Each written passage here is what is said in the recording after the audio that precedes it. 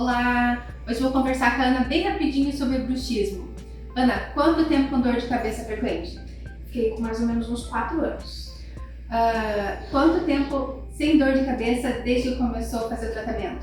Desde que iniciei o tratamento. E desde que eu coloquei a plaquinha foram 3 dias. Então, qual o seu tratamento? Só. Nenhum remédio. Nada.